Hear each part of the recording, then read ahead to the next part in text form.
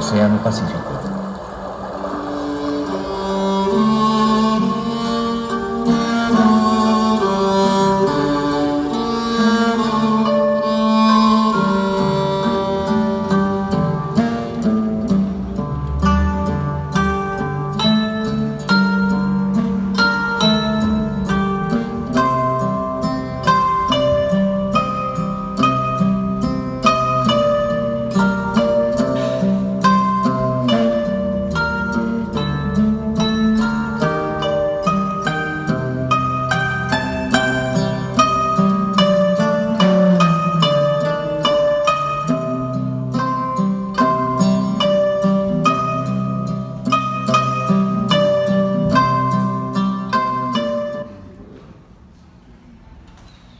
Despierten porque yo me dormí.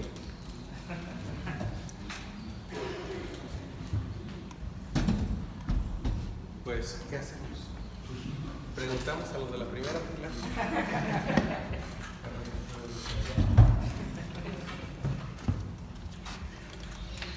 No sé cómo se apaga. Perfecto. Bueno, pues muy buenos días a los que se han incorporado y bienvenidos a esta charla sobre el Galeón de Manila, pero especialmente sobre lo que denominamos la ruta o itinerario de intercambio o de trasiego comercial y cultural Acapulco, Veracruz, que como verán tiene la explicación precisamente en esta ruta comercial que se va a inaugurar en 1565, que es la ruta hacia el oriente, hacia Asia, a través de lo que se va a conocer como la nao de China, el galeón de Manila, el galeón de Filipinas, el galeón de Acapulco, o la nao de Acapulco, o la nao de Filipinas, etc. ¿Qué es lo que distingue una de otra? El destino, en realidad. De aquel lado le llaman el galeón de Acapulco y de este lado le llamamos el galeón de Filipinas.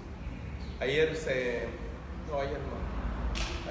platicando sobre esta noción del galeón de China, o la nao de China, y como vieron, pues en realidad nunca llegó a China, nunca estuvo en China, pero muchos de los productos pues sí venían de regiones chinas.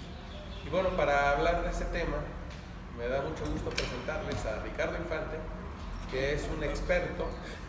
Se rumora que estuvo en el último viaje de China y lo sabe a la perfección y se los va a demostrar ahorita. No necesita presentación porque muchos de ustedes lo conocieron ayer. Entonces, sin más preámbulos, le cedo el uso de la palabra a Ricardo Infante. Por el estilo, aunque sí tengo edad para haber estado en 1815 en el último galeón, pero el último galeón además pues, fue el último galeón a Acapulco, no el último galeón que salía de Manila, porque se lo llevaron a Callao, los peruanos empezaron a negociar directamente, porque aquí estaba la lucha de independencia muy fuerte. ¿Y dónde fue la lucha de independencia más fuerte? Pues en el estado de Guerrero, 11 años de lucha, ¿no? 1821. Entonces hay una gran inseguridad, ¿no? De la verdad. El último que saqueó un envío de plata que iba para Filipinas se llamaba Agustín de Iturbide, que se robó nada más y nada menos que $500,000 de plata. Que es una anécdota muy interesante porque ya está inmerso en este plan que él inventa, que escribió, que no es cierto, pues, el tipo no tenía las luces como para hacer un compendio entre Cádiz, el Congreso de Chilpancingo, la Constitución de Panchingán, no la tenía, pero los de la profesa sí lo tenían. Gente muy culta que prepara una cosa que es aceptable casi para todos y al final es aceptable para todos, es el plan de Iguala, ¿no? Entonces ya instalado ahí que el libertador de la patria viene una conducta de plata con $500,000 de plata y ¡pum! Se lo adjudica, como solía hacer en el Bajío, motivo por el cual lo destituyeron como militar, porque era transísimo. Y tiene que regresar a Veracruz a venir a firmar los tratados de Córdoba. Y entonces le entrega al general Guerrero, le dice, aquí está este cofre con $500,000 de plata, por favor, habitualla a su gente. Entonces Guerrero le decía, sí, hombre, póngalo ahí, a ver, póngalo ahí en esa orilla, ahí déjelo. Y luego le dijo a un mozo, ponle una riata, amárralo perfectamente, con un nudo así fuerte, y que esté en esa orilla. Pero regresó Iturbide, le dijo, a ver, señor, oiga, ¿qué es dinero que? Aquí está, desátenlo. Oiga, no tomó nada. Y su gente, mire cómo está, ¿no? O sea, pata el suelo, fusiles de esto. No me enseña mi gente a centavera. Mi gente no pelea por dinero. Entonces, tome su dinero y llévese. Y le regresó el cofre. Así. Si ustedes quieren, a los ojos por ejemplo, del régimen neoliberal, por citar al PG, no sé si en la mañana he citado al régimen neoliberal, creo que ya está de moda. Bueno, pues hubieran dicho, qué guerrero tan, ¿no? Que regresa el cofre completo. Pues así era Guerrero, por eso lo mataron. Entonces, había ya, a partir de eso, se dan ustedes cuenta que ya no había ninguna seguridad para seguir negociando desde Acapulco. Era un territorio de salves el que pueda. Entonces, bueno, ¿qué va a pasar? En primer lugar, la historia del galeón no empieza en Acapulco. Acapulco, que tiene la bahía de Santa Lucía, que es una bahía que es así cerradita. Tiene la Bocana, que es bastante pequeña, ¿no? Yo creo que la única bocana, la única entrada a la rada del puerto más pequeña es la de La Habana. Es muy chiquita, tan chiquita que tenía una cadena de lado a lado para que no entraran barcos. O sea, entre el Castillo del Morro y lo que hoy sería el Malecón, había una cadena y no podían entrar los piratas ahí. Claro que los piratas entraron de otra manera mucho más inteligente, en inglés. Entonces, pues, pobrecitos, les vieron la mariachi. Pero bueno, son bahías que eran muy protegidas. Originalmente el galeón no va a estar en Acapulco. El galeón va a construirse la primera vez que se construye en Par de Navidad, en Jalisco. Después se van a ir hacia Colima, hacia Manzanillo. El que parte originalmente, la primera vez que parte este sacerdote que va a descubrir el regreso, parte, pero les dice, esta vez vámonos por aquí, pero de regreso tenemos que regresar a Acapulco. Es una bahía mucho mejor.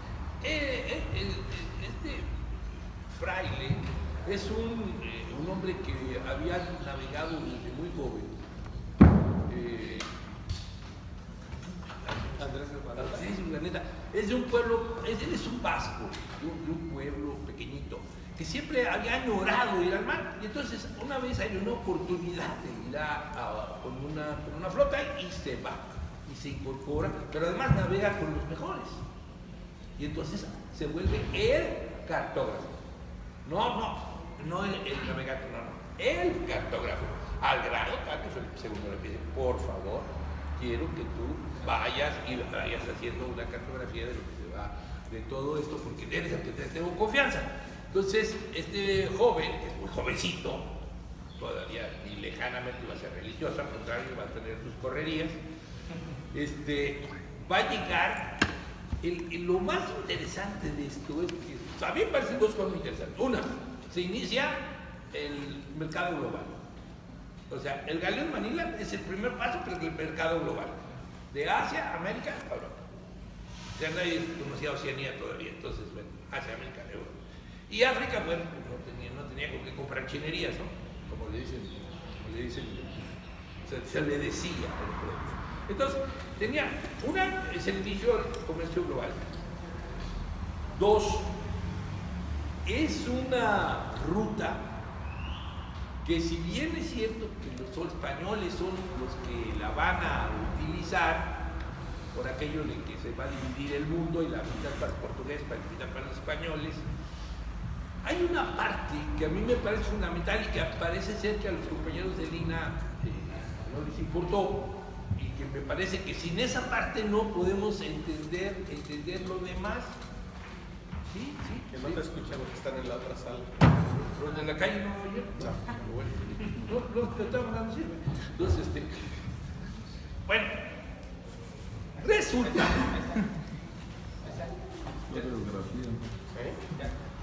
¿Sí se escucha? Yo nunca he visto a ningún veracruzano que necesite un micrófono para que le gritan. Entonces, miren, resulta que la otra parte de la... Es que te están grabando y de esa manera se están grabando de esa manera. Bueno, la otra parte de la... Ellos vienen a hacer una guerra comercial con los portugueses. Aguas. Los que van a desarrollar la navegación de veras son los portugueses. Los portugueses que además, como sus puertos dan al Atlántico, siempre van a ser navegantes de altura. O sea, porque los navegantes del Mediterráneo, bueno, pues sí, es un mar, bla, bla, bla, y muy bravo y tal, sí, pero no es el Atlántico. Entonces, los portugueses son navegantes del Atlántico, pero además tienen que hacer una travesía porque lo que ellos quieren es ir a traer las especias, es decir, canela, dándole la vuelta a África. Y entonces parten de Portugal, la primera etapa, además es curiosísimo porque todo esto lo organiza un personaje que se llama el navegante, el príncipe, ¿no? Que es un príncipe que navegó 2 veces y las navegaciones que hizo fueron de un día. O sea, lo que sí hace es que crea una institución de cartografía y de navegación y crea una universidad, una verdadera universidad en temas de navegación. Entonces los portugueses tienen una gran cantidad de manejo desde las ballestillas de los árabes hasta los astrolabios más avanzados, pasando por el manejo de la aguja de Marián, que después le vamos a llamar brújula. Van a desarrollar, por ejemplo, las carabelas, dos de las naves que trae Colón son carabelas y una es una nao. Bueno, las carabelas eran hechos por los portugueses para la navegación fluvial. Eran barquitos que no tenían ni camarotes. ¿Por qué? Porque eran para navegar en los ríos, lo que se llamaba navegación de cabotaje. Los portugueses hacen navegación de cabotaje incluso costeando África. O sea, navegan durante el día y en la noche buscan un lugar de refugio para que se vuelva a navegar cuando haya luz de día. Eso les permite tener contacto con todos los pueblos de la costa africana. Y muchos de estos caciques llegan a acuerdos con los portugueses. Si ustedes nos dan armas, nosotros les damos gente para la venta. Y así nace la esclavitud africana. Los portugueses llevan armas, llevan cosas que deseaban los caciques africanos, y ellos les daban a gentes que capturaban en las aldeas que tenían la posibilidad de hacerlo, pues, o sea que eran menos fuertes que el cacique aquel de la costa. Incluso llega a haber grandes lugares donde se concentran a los negros, pero los primeros negreros son los portugueses, porque son los primeros que tienen contacto con la costa. Nunca los blancos entraron, entonces sí, blancos sí, bueno, árabes, que también traficaban con eso, pero vaya, ellos lo hacían desde el Sahara. Pero no, los blancos nunca entraron a los pueblos a agarrar negros para venderlos, no. Pues agarraban los mismos negros, los llevaban a la costa y se los entregaban a los portugueses. Y después se los entregaron a los ingleses y después se los entregaron a todo el mundo, ¿no? Y así se hizo todo el proceso de esta. Bueno, los portugueses logran dar la vuelta y llegan a la India y hacen ese tratado comercial. Pero también hacen un tratado comercial. Los portugueses sí llegan a Japón incluso, y ponen una embajada comercial en Japón. Increíble que los japoneses los hayan dejado desembarcar y que hayan llegado a acuerdos, y llegan a acuerdos comerciales con los portugueses. Y los portugueses van a tener un intercambio, son los primeros que van a tener un intercambio hasta ese nivel de Oriente. Bueno, Resulta que en una de las, pues de la última expedición Magallanes, llegan a las Islas Molucas. Pero resulta que los portugueses habían llegado a las Islas Molucas 8 años antes. Y resulta que cuando llegan a las Islas Molucas, obviamente, los portugueses defienden las islas a balazos. Y los españoles se bajan y se agarran a balazos con ellos.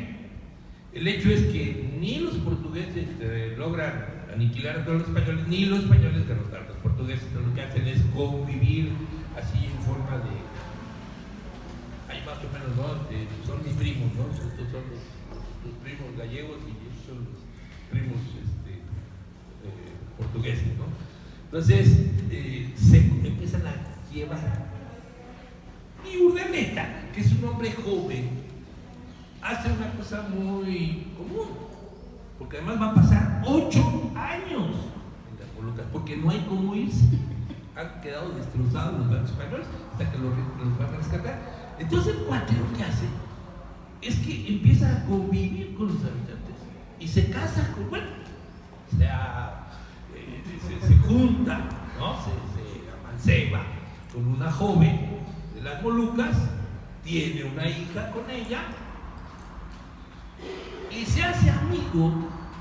Ya los que están ahí no pueden irse a ningún lado, no se puede llevar la información, etc. Entonces ya bueno, se atenúa la cosa y él se hace amigo de uno de los navegantes más importantes portugueses que vivían en el lugar y que le proporciona una serie de datos interesantísimos, entre ellos el dato de que hay una corriente que nosotros la conocemos hoy como la corriente del Kuroshibo, que pasa frente al Japón y va a dar la vuelta hasta por allá, por Alaska, arriba de casi México, California, va a dar la vuelta y va a cruzar todo el continente americano también, ¿no? Entonces, resulta que la corriente del Kuroshibo se la relata un navegante portugués. Por eso, cuando hacen ese primer viaje, porque ¿cómo eran los viajes? No había viajes, no, sí había viajes, pero se iban, salían de las Filipinas, iban hacia Europa y le daban toda la vuelta al mundo para poder regresar. O sea, eran meses y meses de navegación, porque había que dar la vuelta al mundo. O sea, salir de las Filipinas y irse con el viento. Con el viento y con la corriente, sí, pero más que nada con el viento, con las velas, entonces había que regresar a Europa. Y era un viaje incosteable, pues, además largo. ¿Por qué era incosteable? Porque el escorbuto acababa con los marineros.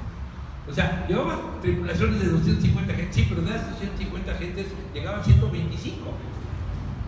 Y de los 125 que llegaban, la mitad no podían masticar porque el escorbuto les había cubierto los dientes, perdón.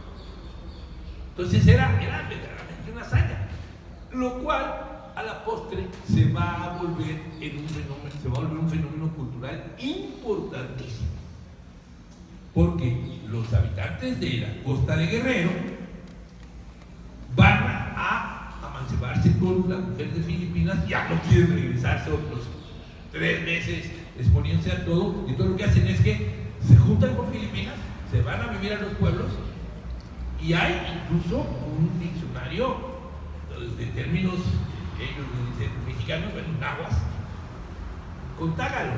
O sea, cacahuate, aguacate, jitomate, todos los términos náhuatl, de náhuatl, y hay un diccionario de ellos, ¿no? Y además se van a poblar, se van de Manila, se van a los pueblos, y entonces hay pueblos completos que están, que son descendientes de estos guerrerenses que iban como marineros y que se quedan allá. Tanto en el estado de Guerrero, la costa sur del estado de México. Y entonces, ¿qué sucede? Pues sucedía lo mismo. Contrataban malayos, chinos, filipinos, los trepaban al barco y los regresaban. Y cuando llegaban a Acapulco decían, ¿qué? A mí no me vuelven a pegar otra de regreso. Y entonces sentaban, ¿a dónde se iban? A la costa grande de Guerrero. O sea, a la costa hacia el norte de Guerrero. Y ahí, entonces, implantaron su cultura. Entonces trajeron el arroz, las peleas de gallo, las palmeras de coco, la tuba, que es una bebida de La Palma, su ropa, las filipinas, que nosotros le decimos guayaberas, llevan sus terminologías. Nosotros en Guerrero todavía al machete le decimos bolo, es decir, se lo decimos en tágalo, machete. Además es un machete muy diferente al machete que trajeron otras culturas, porque el machete es boludo de la punta, se parece más a un alfanje que a un machete común, y se llama bolo. Y como eso, hay, por ejemplo en Guerrero se dice que voy a construir una palapa. Palapa es el término tágalo para decir palma de coco. Y todos los lugares, obviamente, trajeron el mango de Manila, sí, el relleno del puerco, que nosotros sí lo comemos mucho allá, que es un guiso con muchas verduras, carne de puerco, y se come en un bolillo, es una torta, pero es un poquito húmedo y es muy, muy agradable. Y lo venden en Chilpancingo, lo venden en las esquinas, ¿no? Entonces, hay todo un intercambio cultural inmenso, producto de esta circunstancia que va a hacer este fraile. Este hombre, primero, cuando logra salir de la Molucas, se lleva a su hijita a España y se la deja a su papá. Le dice: papá, yo voy a volver a navegar, pero te dejo a mi hija. Su hija crece en España y nunca lo vuelve a ver. Porque resulta que él regresa a América comisionado por el rey. Se pone de acuerdo con él, mi rey, y le mandan una serie de capitanes, a un capitán sobre todo, se pone de acuerdo con él de cómo va a ser la navegación, y ya para entonces se ha vuelto Agustino. Y además fue genial, porque quizás sea el fraile agustino más importante que haya existido en México, porque pues es el que descubre lo que se llama la tornavuelta o el tornaviaje, y además era el mejor cartógrafo de su tiempo, y además, como él le decía a su capitán, le decía: no te preocupes, cuando lleguemos a Filipinas no va a pasar nada, porque yo tengo un secreto por el cual no vamos a poder regresar. Claro, porque los portugueses le habían hablado de la corriente del Crucio, pero él no podía darle crédito a los portugueses, ¿no? O sea, era impensable que un cartógrafo español le diera crédito a los portugueses. Entonces lo que sucede es que él tiene ese secreto con sus amigos que había hecho en las Molucas, y él sabe lo que va a pasar, y es lo que hace. Ahora, ¿qué pasa con los chinos? Los chinos de por sí tenían una zona de reserva. O sea, los filipinos les habían dado una zona comercial que se cerraba. O sea, un poco lo que hacían con los judíos en Europa. La judería estaba en determinado lugar y a partir de las determinadas horas, 9 de la noche, se cerraba. Y los judíos no podían ni salir ni entrar. Pero eran los grandes banqueros, aguas. Porque los católicos no podían prestar dinero, era pecado. Entonces, bueno, la judería estaba reservada. Bueno, aquí estaban reservados los chinos. Los chinos estaban reservados, pero los chinos eran los grandes comerciantes. Los chinos eran los industriosos, los chinos eran los que sabían manejar, hacer figuras muy bellas en el marfil, eran los que traían la seda, la llevaban, o sea, eran los grandes comerciantes, traían muchísimas cosas del continente, pero estaban en una región completita. En esa región siempre hubo chinos y siempre fueron comerciantes. En este caso, pues comerciaban con los tágalos, pero cuando llegan los españoles, pues comercian con los españoles, ¿no? Pero esta es una colonia china que ya existía, que estaba en un lugar determinado.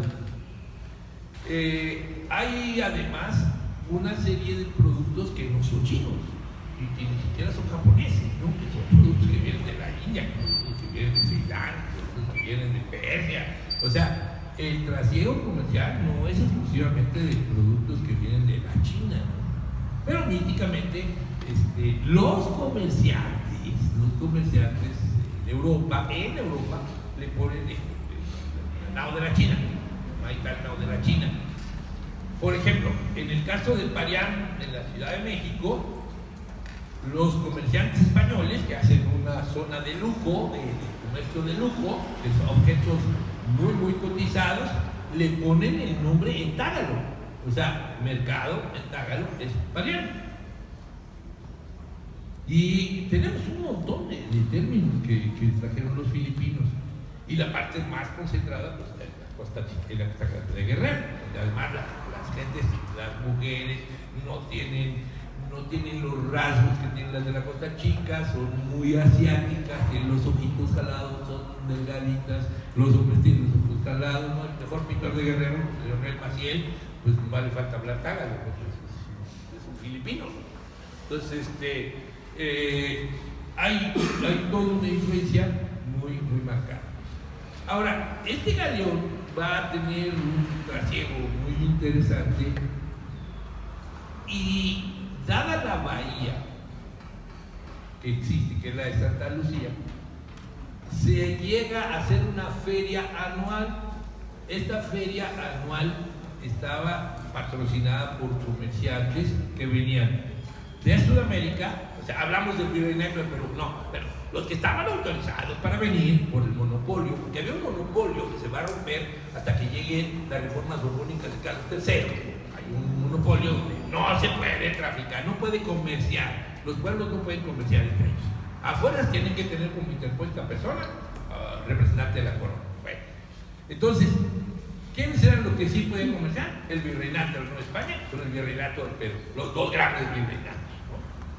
Más importante el de la Nueva España, incluso administrativamente más importante el de la Nueva España, porque bueno, ¿qué se administra desde el virreinato del Perú? Pues Bolivia, o sea, el Alto Perú. ¿Qué se administra desde la Nueva España? Puerto Rico, Cuba, la Dominicana, Centroamérica y Filipinas. Los salarios, los nombramientos, todo depende de la Ciudad de México. Todo, absolutamente todo depende de la Ciudad de México. Eso va a tener una trascendencia muy interesante porque ellos esperan que cuando luchan por la independencia sea precisamente desde México que vayan aquellos que ya tienen la experiencia, como el general Guerrero, que alguna vez ha sido convocado a Cuba y también ha sido convocado a Filipinas.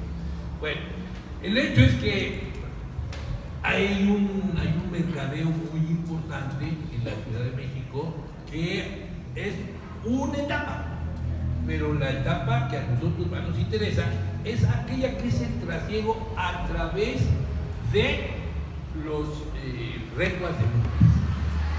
Las recuas de mulas van a ser las que van a traer toda esa mercadería hasta Veracruz. Ahora, ¿quiénes son los que patrocinan el galeón de Manila? Y ahí está lo interesante, y por eso les decía a ustedes que es la primera vez que se hace un mercadeo como el global. ¿Por qué? Porque son los comerciantes los que lo pagan, no es el gobierno. O sea, el virrey lo único que hace es cobrar los impuestos. El impuesto de lo que se va a mercadear, pero la lana la ponen los comerciantes. ¿Los comerciantes de dónde? De Ecuador, los comerciantes de Chile, los comerciantes del Perú, que dicen, oye, por favor, llévense tanta lana y cómprenme tanto de seda, tanto de esto, tanto del otro, tanto de perfume, tanto de especias, lo que sea. El hecho es que llegaban, traían el dinero, se lo entregaban al capital y gracias a los de acá, a mis cuates de Lina, no es cierto que eran lingotes, eran monedas, se llamaban monedas de A8 y eran pesos de plata mexicana, que eran tan valiosos que los chinos cuando llegaban, por su pureza, lo requintaban, les ponían un símbolo chino. Y había comerciantes chinos que, fíjense lo que hacían, partían las monedas en pedacitos, porque una moneda era tan valiosa en China, donde no había plata, que con un pedacito de la moneda se estaba pagando algo importante. Entonces llegaban y fraccionaban las monedas que llegaban. Esos pesos de A8 fueron famosísimos, incluso hasta la época del Porfiriato eran famosísimos los pesos de A8 que habían llegado a China a través del galeón. Entonces, bueno, ahí está ese trasiego. También hay un trasiego muy interesante, que es un trasiego cultural. A Filipinas llegan muchas cosas nuestras, nosotros traemos muchas cosas de Filipinas, ¿no? Y hay, en el caso de Sudamérica, bueno, así como aquí la música va a venir la música mozárabe que van a traer algunos conquistadores fueron sevillanos, y va a haber una mezcla con la música, con el espíritu africano que se va a convertir en la música jarocha. Pues allá la música es la música de los marineros que venían de Sudamérica. Entonces nuestra música folclórica de la costa de Guerrero se llaman chilenas, que son producto de la cueca y se parecen muchísimo a las cuecas, nada más que tienen el componente que sucedió aquí, el componente africano. Entonces le da un ritmo diferente a la cueca y a las marineras que venían del Perú. Entonces, bueno, tenemos ese intercambio y hay muchos otros intercambios de ese tipo que son intercambios con Sudamérica, incluso canciones. Hay una muy bonita que dice: linda costeñita, ya me voy de aquí, voy a regresarme para Guayaquil, si la suerte quiere pronto volveré, y termina diciendo: Acapulco, ay, quien pudiera vivir bajo tu cielo. ¿Por qué? Porque es un marinero ecuatoriano se enamorado de una acapulqueña, cosa que no es difícil, tiene virtudes muy interesantes, son tolerantes, son buenas personas, capaces de decir una palabra altisonante, no son violentas, o sea, no es un experto, pues. Yo soy casado, yo soy casado, no me puedo permitir esos lujos, pero el doctor que hace investigación sociológica de campo,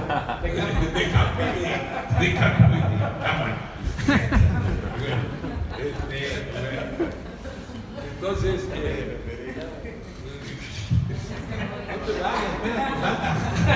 vayas, espera, todo. Entonces, resulta que se vuelve un fenómeno cultural, un fenómeno económico, un fenómeno que va a hacer que España tenga un trasiego comercial impresionante, que además es un país que no produce nada. Mientras los holandeses están desarrollando el comercio y sus ciudades crecen, se vuelven modernas y se vuelven padrísimas, y los ingleses saquean a todo el que pueden y conquistan todo lo que pueden, y los franceses quieren tener un pedazote de Canadá, y España conquistan islas en el Caribe, y los españoles están felices con todo lo que les llega de las minas de México y con todo lo que les llega el aní, ¿no? ¿Cómo se llama? Cochinilla, ¿no? La tinta de cochinilla, ¿no? Una de las cosas que trabajaba Morelos cuando era riero era el trasiego de azul añil. Ese trasiego de azul añil que salía de México como azul añil, llegaba a Europa, lo compraban fundamentalmente los ejércitos, y ahí cambiaba el nombre por azul de Prusia, porque era el color de los uniformes de los soldados prusianos.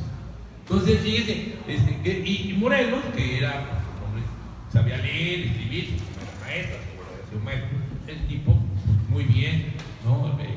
Era el encargado de llevarlo y traerlo ahí en la hacienda donde creció. Entonces, hay todo, podemos ligar nuestros momentos históricos, nuestros personajes históricos, el trasiego comercial, o sea, es todo un involucramiento. Yo como no soy historiador, nomás soy chismoso. Tampoco no es más un chismoso. Los chismosos no tenemos responsabilidad. Mi amigo no puede decir nada que no esté en una biblioteca o que no esté en un archivo cierto, no. Todos nos pueden decir, más que cosas serias. Pero yo no soy serio. Entonces no soy un poco tan chismoso. Resulta que va a haber un momento en que verdaderamente sea un emporio comercial tremendo, ese trasiego de cosas. Ahora, no nada más había el trasiego de los comercial, había el trasiego de los barcos mismos. Primero, todos los barcos se van a construir en la región de la costa de Jalisco y Colima, y después de eso algunos se van a reforzar en Acapulco, en Acapulco, y después de esto se van a empezar a fabricar en Filipinas, donde hay excelente madera, y entonces los filipinos también empiezan a hacer barcos. barcos que además en un momento determinado incluso se van a enfrentar, me parece que a los ingleses, algo así. Deben de haber perdido, pero de todas maneras se enfrentan. Yo creo que es muy importante que nos demos cuenta de ese trasiego, también fue un trasiego para nosotros, porque resulta que, ¿quiénes eran los que trasegaban por aquello? Juan Pedro Guerrero y su hijo Vicente. ¿Quién más? Hermenegildo Galeana y sus primos. José María Morelos y la gente que venía de la hacienda de Tacuejo. O sea, ¿quién más venía? Venía, ¿cómo se llamaba? Pecuacuilco, Valerio Trujano, que además tenían una cosa genial, que un amigo nuestro, alumno de David, es un poeta y escritor, personal y todo eso, se llama Mauricio Leiva Castregón, escribió una cosa muy interesante, la inspiración de su maestro, que escribe una cosa que se llama El Mesón de la Libertad. Es un lugar que hay en Guerrero, que se llama Tepecuacuilco, que está entre Iguala, en el camino entre Acapulco, Chilapa, Iguala, Iguala se comprando para ir a la Ciudad de México. Entonces, resulta que allí hay un lugar en donde había mesones de diferentes categorías, y había uno que se llamaba el Mesón de la Libertad, y en ese Mesón de la Libertad coincidían los arrieros que venían para acá, o que venían de regreso, o que habían ido al Bajío a traer cosas, e incluso se dice que Valerio Trujano lleva una conducta de plata tasqueña seguramente, de las minas aquellas que eran propiedad de Borda, y la lleva a Filadelfia. Y paradoja desconcertante, cuando regresa dice, ¿qué creen? Aquí los cuates ya echaron afuera a los ingleses y ahora son una cosa que se llama república. Y los primeros indicios de ese trasiego van a ser los que llevan cosas de un lado a otro. Valerio Trujano, que tiene mucho comercio entre la costa y Guanajuato, Querétaro, toda esa zona del Bajío, pues es el nexo con las gentes que van a iniciar la independencia. Él es el contacto, de hecho la independencia en esa parte de Guerrero inicia antes de que Morelos llegue, porque él tiene nexos con la gente de Querétaro, por cierto, mulato. Es muy interesante porque nosotros no ponemos a alguien afrodescendiente en la genealogía de nuestros próceres, dirigentes y hombres de bien, ni de broma, ¿no? Que parecía negro, malo, puto, los gobernó o nos liberó, y pues resulta que Guerrero, Álvarez, Valerio Trujano, Morelos y muchos otros importantes, pues resulta que todos eran afrodescendientes, con una explicación. Ellos pertenecen a las castas, y las castas no tienen ningún derecho. O sea, lo que decíamos un poco ayer, ¿no? Si no tengo nada que perder, pues me la puedo jugar porque a lo mejor gano. Y ganaron. Entonces al final ganaron. Los otros, criollamente, los evitamos y los blanquificamos, ¿no? Que no sean tan... A mí me pasó una cosa muy chistosa una vez en un libro que se llamaba Vicente Guerrero, El hombre y su historia. Y se le entregué a un amigo mío, editor, y le di un cuadro, un retrato del general Guerrero. Pues con su pelo, como le decimos en Guerrero, puchungo, ya rizado, ¿no? Mi papá era descendiente africano, su mamá era indígena, entonces era un hombre con una mezcla de rasgos entre indígenas, negroides, además era muy alto, pero muy delgado de las piernas, muy alto. Entonces, bueno, y le doy la imagen de un cuadro que se pintó de Guerrero cuando fue presidente de la República, 29. Entonces le doy el cuadro, y ¿qué creen que me hizo? Que me cambia la portada. Fue yo imagino que a la pelería de la esquina y dijo, a ver, me da una de estas estampitas para los niños, ¿no? Donde el guerrero parece Troy Donahue. Es una mezcla entre Troy Donahue y Iturbide, y entonces el guerrero, ¿no? Un poquito más apuñonadito, ¿no? Y entonces le digo, pero yo te digo, sí, pero ese no puede ser, Vicente Guerrero. ¿Va a ser Vicente Guerrero negro puchungo? Pues era. ¿Qué hacemos? No, pues era. Entonces, es una historia muy, muy interesante. Porque esos son los que van a trasegar. Esos que para nosotros después van a ser los próceres de la independencia, incluso para el país, pues eran los que traían la mercancía para acá.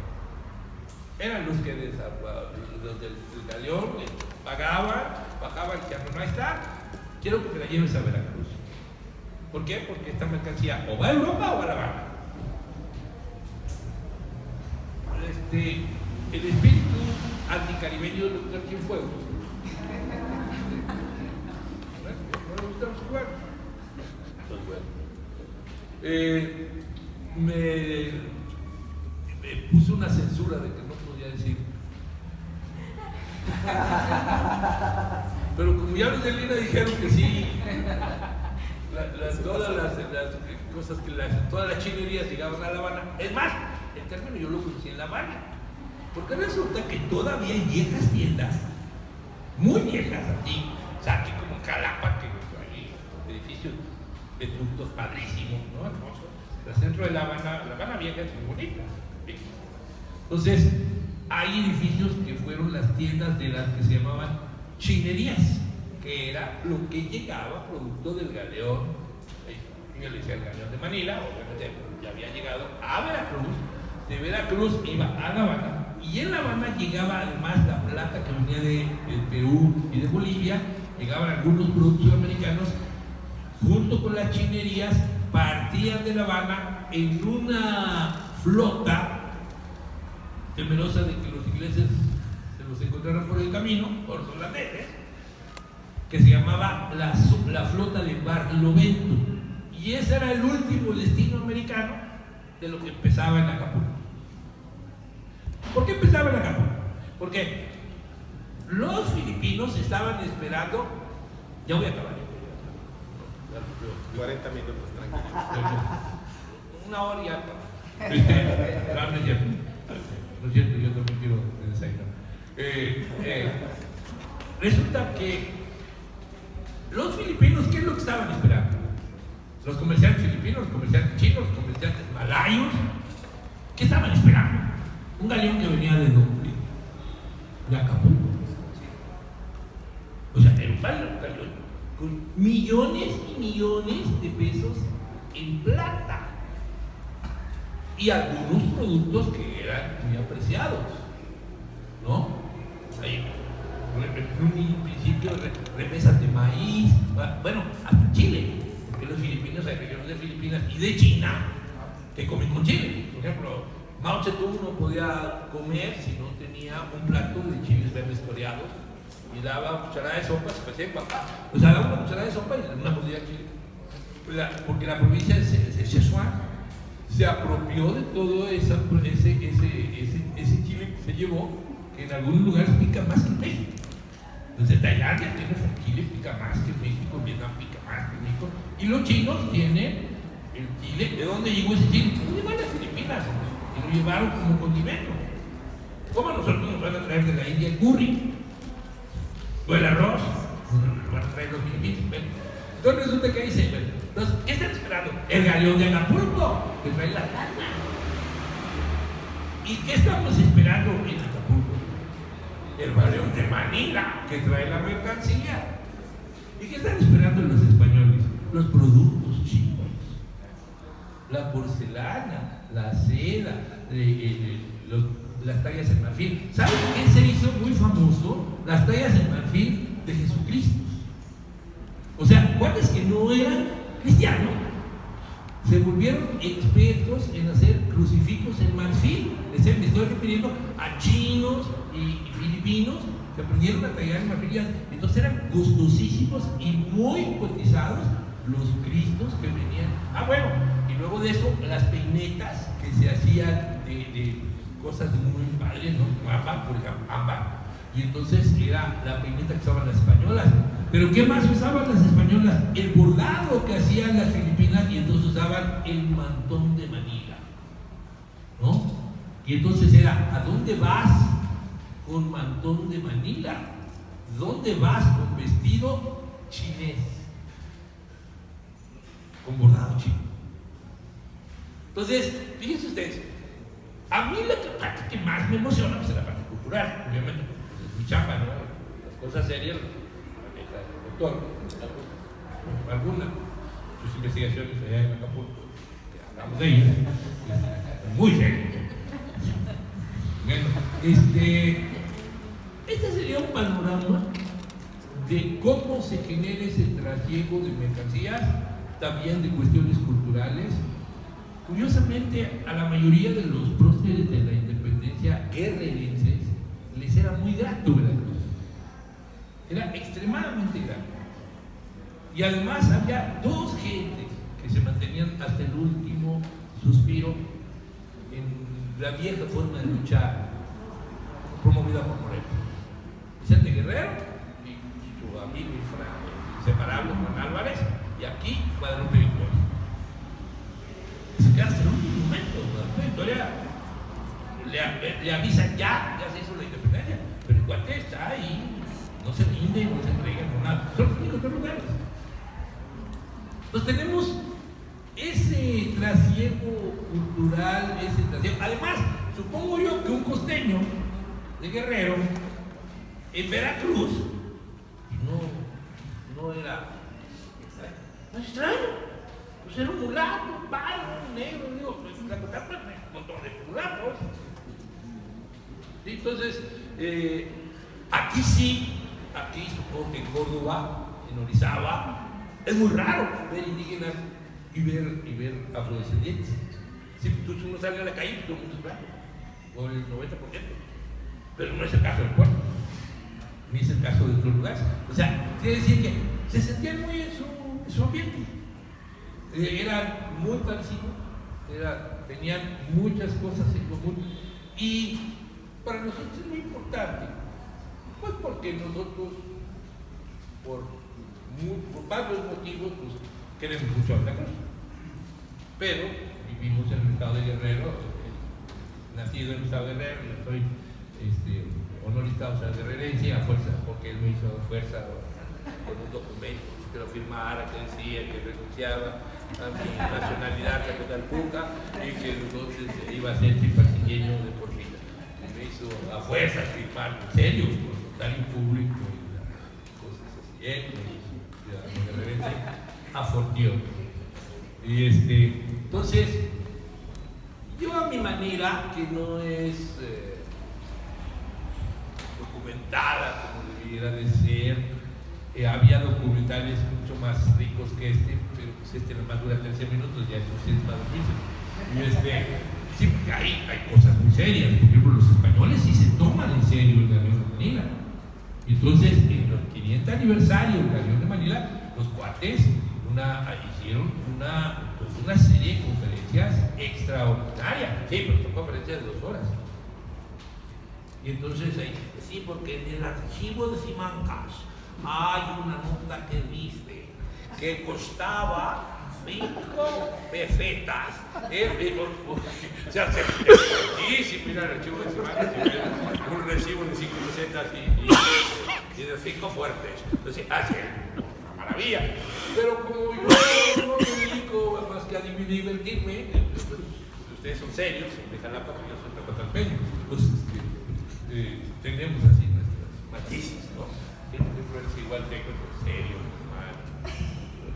Si fuera acapulqueño estaría dando chistes. Entonces, bueno, yo eso es lo que les tengo que platicar. ¿Por qué es importante para nosotros el Galeón de Manila? ¿Por qué es importante el trasiego con el estado de Veracruz? Y sin dejar de decirles que es muy importante y que hay mucho material publicado. Hay un libro extraordinario que mandó a hacer Ruiz Macié en Italia. Está en español, claro, pero lo mandó a hacer en Italia, que es un libro precioso que se llama El Galeón de Manila. Pero hay uno que no va a ser económico ya, porque ya no tiene nada de económico, sepa cuántos, ¿no? De Porrúa, que tiene este tamaño de todas las vicisitudes del galeón de Manila. Ahora, por último, quiero decirles que Urdaneta murió en una epidemia en la Ciudad de México, y este navegante que hizo que se abriera el comercio mundial, él es el que abre el comercio mundial, ¿qué creen? Murió en una epidemia y lo enterraron en la fosa común, y nadie sabe dónde está enterrado Andrés de Urdaneta. Fue en un convento, murió, ahí hicieron una fosa común para que no tuviera el contagio y lo tiraron con muchísimos muertos más. Entonces, el más importante, o uno de los más, junto con el Cano, Magallanes, uno de los más importantes, sobre todo para España, fundamental, nadie sabe dónde quedó.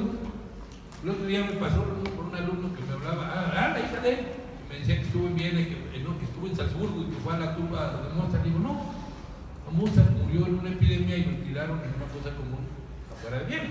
Ya nadie sabe dónde enterraron Mozart. Bueno, pues muchas gracias.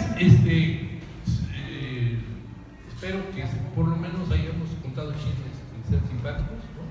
Cuando vayan a Guerrero, con mucho gusto tomamos tuba, comemos relleno, en fin, compramos algunas guayaberas.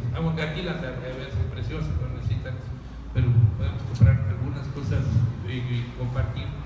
Por ejemplo, cierto tipo de arroz con guisos que trajeron los filipinos. Muchas gracias.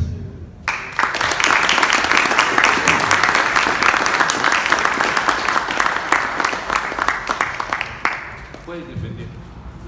No, yo no me defiendo de infundios, baratos. Bueno, yo sé que ya tienen muchísimas preguntas. De hecho, este es un ejercicio para los alumnos del doctorado. Jurídica permite muchísimas preguntas. ¿Qué pasa con lo que acaba de decir Ricardo? ¿Qué pasa con las mercancías? ¿Cuál es el régimen jurídico de las mercancías? ¿Qué ocurre si al desembarcar el cargamento de porcelana se rompe? ¿Quién lo paga?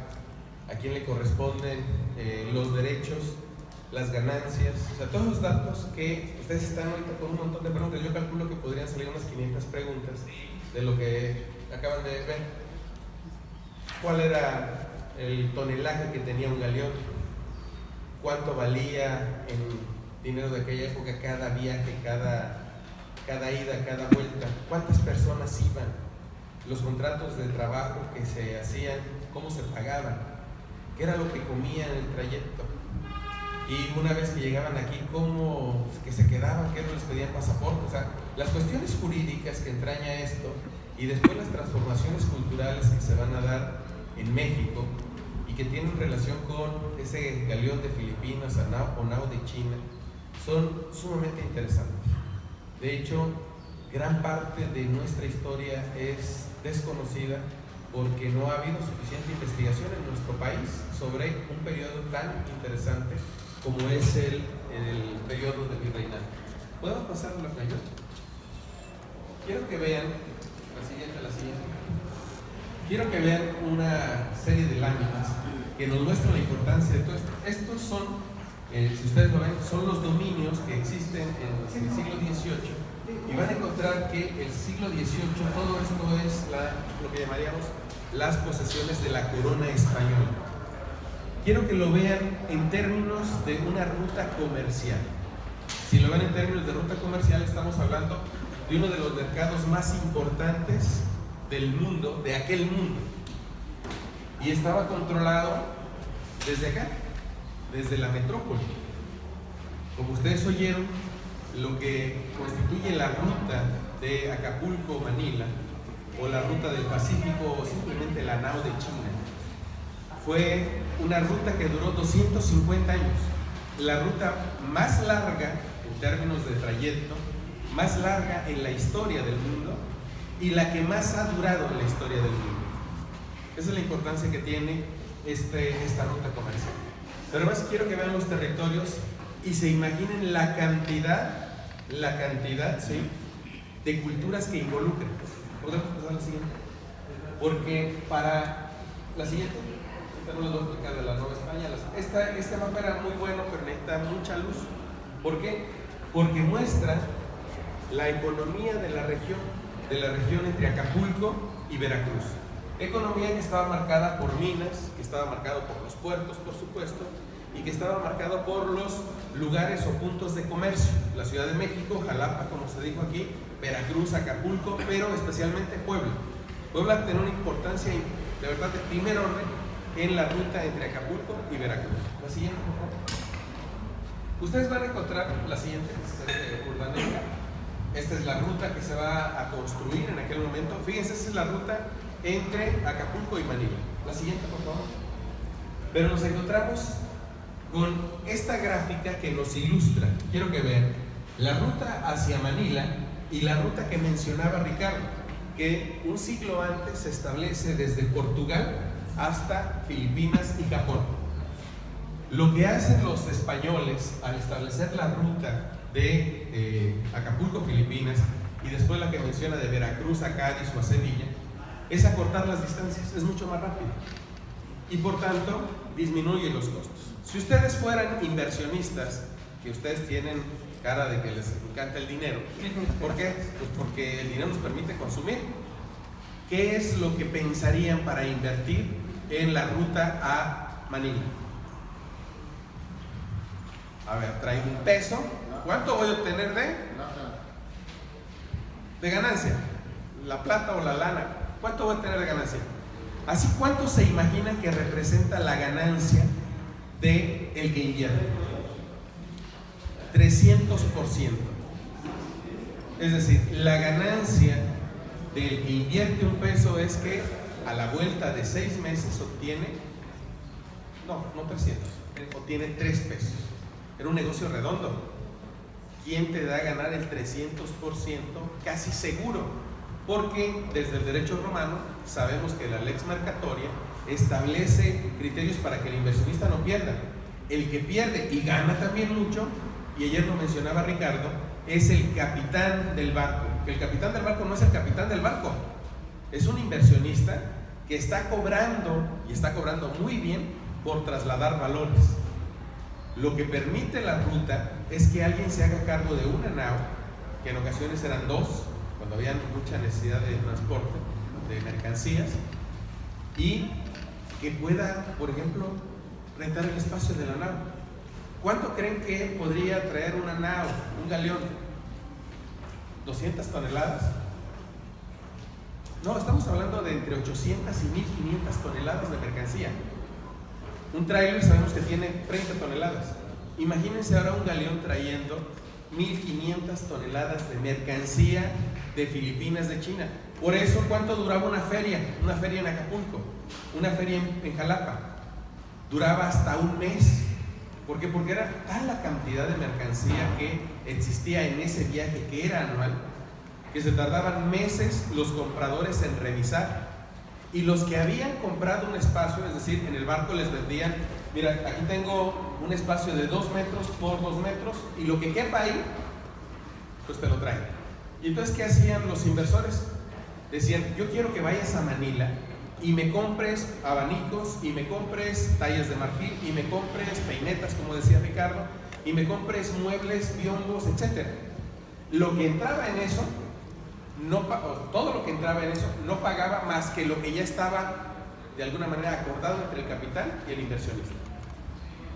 El capitán tenía que asegurarse que no se quebrara nada, y por tanto, ¿se acuerdan de que todo cabe en un jarrito sabiéndolo acomodar? Imagínense cómo acomodaban todo. Eran unos expertos embaladores para que vinieran en ese 2x2, como lo que ustedes ven en los videos, donde entran 25 en un bochito. Así, a ese nivel venían. Pero adicionalmente se pagaban camarotes. Un galeón podía traer hasta 250 personas. ¿Cuál es el problema? Transportar 250 personas requiere traer muchos alimentos. Lo que dice Ricardo era algo muy común.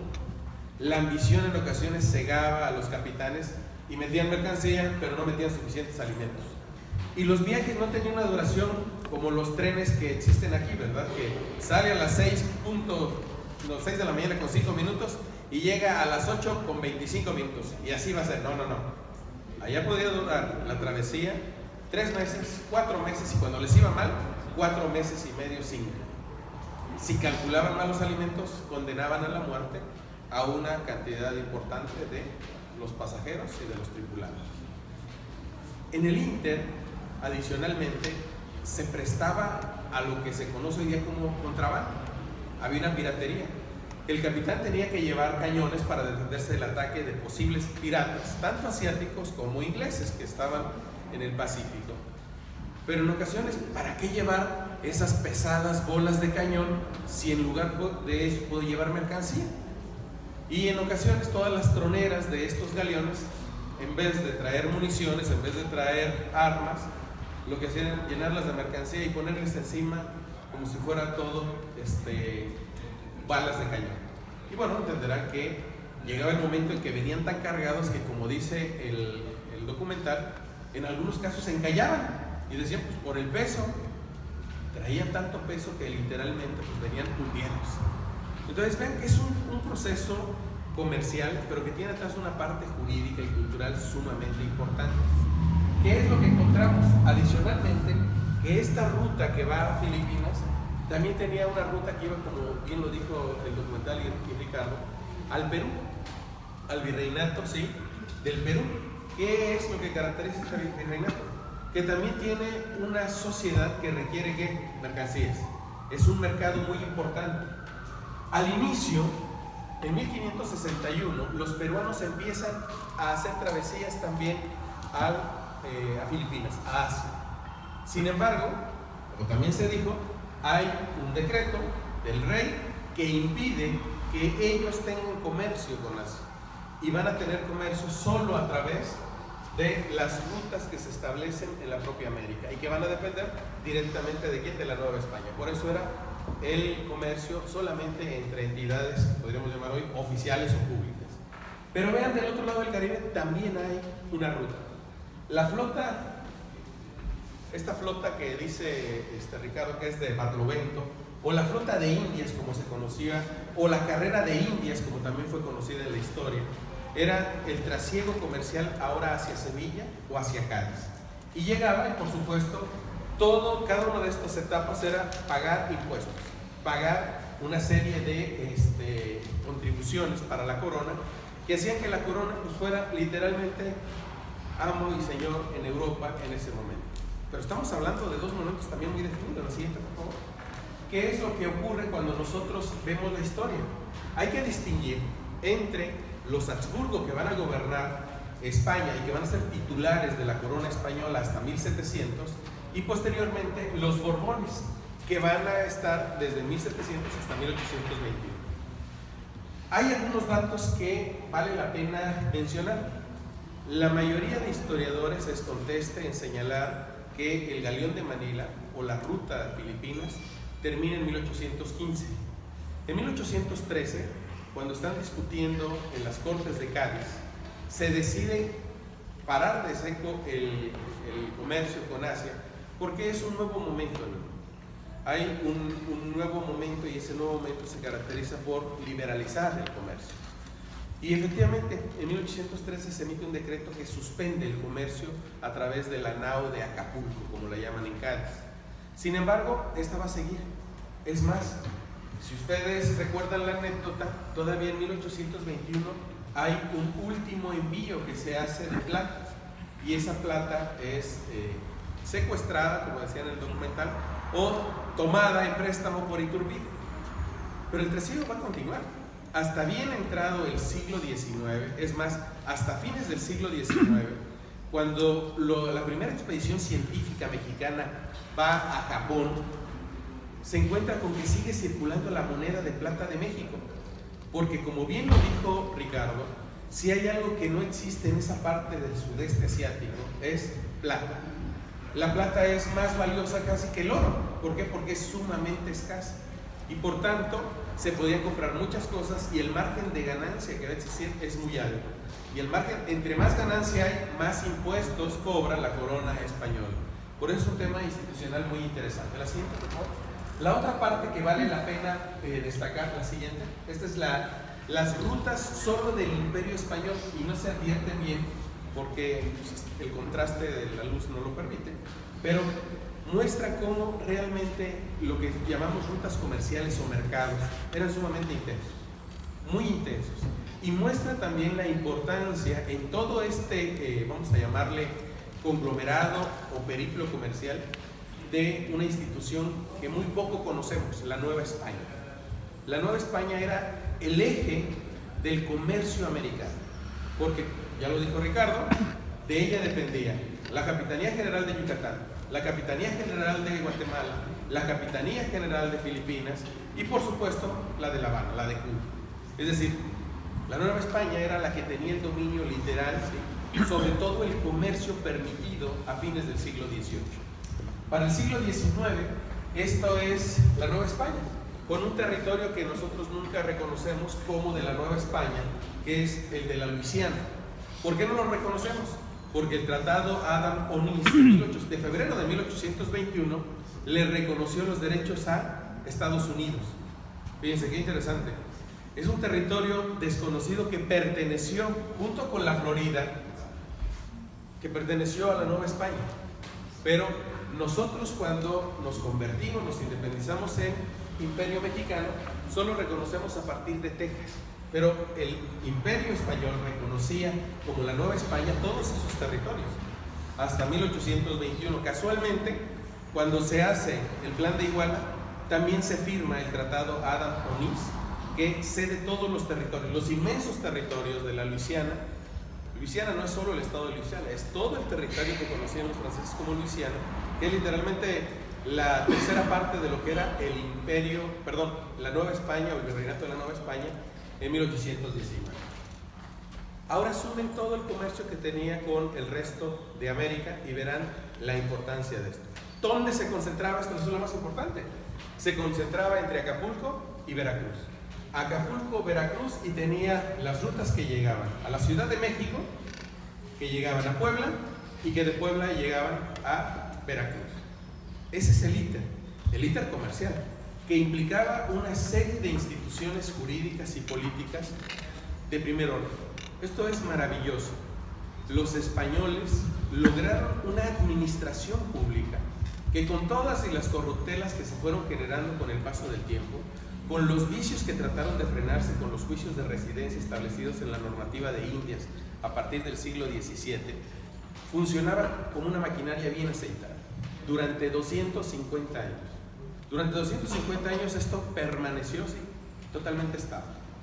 Imagínense, yo siempre insisto, después de 1821, México como nación independiente no ha tenido un periodo de más de 80 años de estabilidad, que son los años de estabilidad que lleva en este momento el régimen presidencial mexicano. Pero fuera de eso no ha tenido estabilidad institucional. Cambiaban las instituciones, había revueltas, motines, sazonadas, etcétera, que impedían que el comercio y por tanto las inversiones tuvieran certeza. Las inversiones, con que tuvieran un margen de ganancia del 20%, ya era fabuloso después de la independencia. Pero acá estábamos hablando que habían tenido un margen de ganancias de 300% y que habían generado un intercambio que después no vamos a conocer, porque la mayoría de nosotros no nos damos cuenta de la influencia que ese intercambio comercial tuvo en la parte cultural y que ya de alguna manera nos mencionó Ricardo. Primero, el intercambio, vamos a llamarle antropológico, es decir, la mezcla racial que se va a dar y que va a enriquecer, por supuesto, a la nación mexicana y que con el paso del tiempo va a ser muy característica de estas zonas costeras. Por el otro lado, todo lo que tiene que ver con los productos que se traen manufacturados, porque los naturales, como mencionaba, la palma, el mango o muchas frutas que se trajeron y llevaron, pues son naturales, pero la manufactura cambió los procesos incluso en la Nueva España. Es decir, si nosotros empezamos a ver ese intercambio cultural, por ejemplo, lo que venía de Europa, pues va a servir para crear una industria como la de la Talavera en Puebla, o para construir una industria gastronómica a partir de lo que van a ser muchas de las monjas o muchas de las órdenes religiosas. En el caso del sur, encontramos exactamente lo mismo. Culturalmente se enriquece la gastronomía, se enriquece la producción e incluso se empiezan a copiar algunas de las técnicas. En el caso de Guerrero tenemos una región que es la zona de la montaña que tiene un pueblo que se llama Olinalá, donde se empiezan a elaborar algo que parecen ser lacas, ¿sí?, de China, con un proceso totalmente distinto, pero que al final del día tiene esa reminiscencia. Si nosotros vemos los catálogos, próximamente en Puebla van a abrir una exposición sobre lo que se traía de Asia, nos vamos a dar cuenta que es impresionante la cantidad de productos, la variedad de productos que llegaban a través de la nao de China y que modificaron. Lo mismo el vestido, la vestimenta, como lo mencionó Ricardo, y Ricardo no mencionó la historia de la China poblana, ¿verdad?, que hizo que se cambiara la visión de los novohispanos y que va a servir para entender otra cosa, la construcción de una identidad propia en la Nueva España, una identidad propia marcada precisamente por ese trasiego comercial y cultural, sí, con Asia, pero también con Europa, una construcción de una identidad que oscila entre lo que va a pasar con lo que entra por Veracruz y lo que va a pasar con lo que entra por Acapulco. Nos cambia totalmente, sí, la percepción como ciudadanos.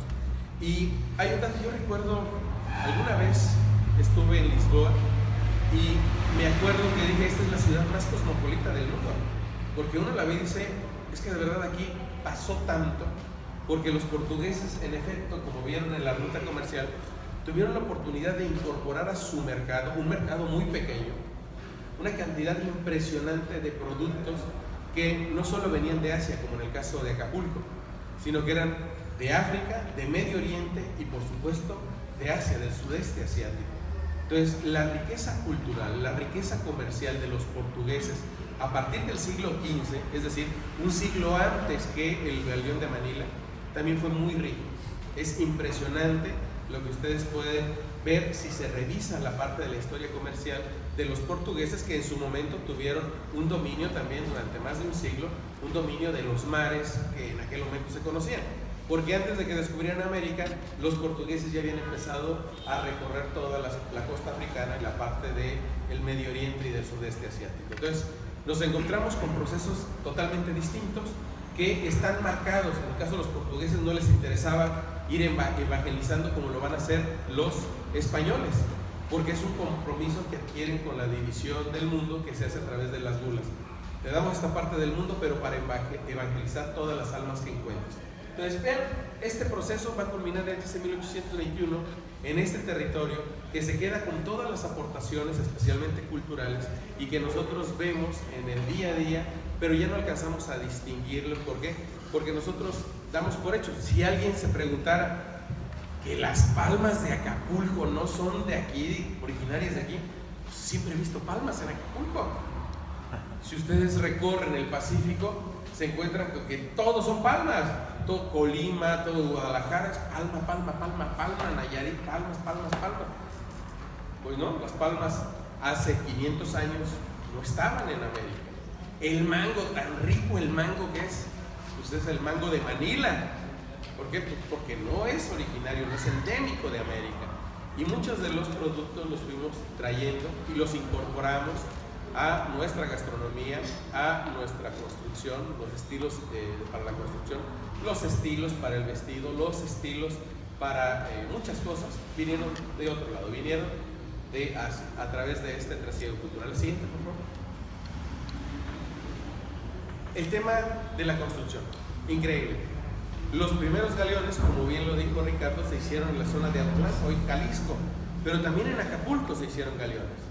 Aunque cuando se descubrió la bondad y naturaleza de la madera asiática, pues terminaron haciéndose los galeones en Filipinas. Yo nunca he ido a Filipinas, Ricardo me parece que ha estado allá varias veces, y allá tienen los museos donde se ven estos, no sé cómo se llaman, donde se construyen barcos, ¿cómo se llaman? Astilleros. Bueno, el equivalente de los astilleros, pues supongo que es los astilleros. ¿Y cuántos barcos creen que se hicieron entre, bueno, en el siglo XVII y XVIII? ¿Cuánto dura un barco? ¿Cuál es la vida útil de un barco? Ustedes agarran su carro y a los 2 años lo están cambiando. Pero ¿y un barco? ¿Un galeón? ¿Una nave? Yo sé que se están haciendo esas preguntas y que quieren responder. Entonces, si levanto la mano y no le atino. 20 años. 20 años. ¿Alguien más? Sí.